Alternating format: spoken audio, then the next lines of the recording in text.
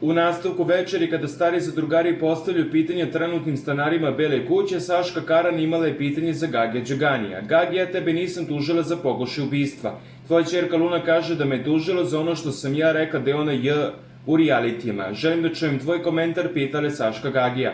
Mislim da Anabela bolje zna oko te tužbe, izjavio Gagi. Koliko ja znam, tužila je, rekla Anabela.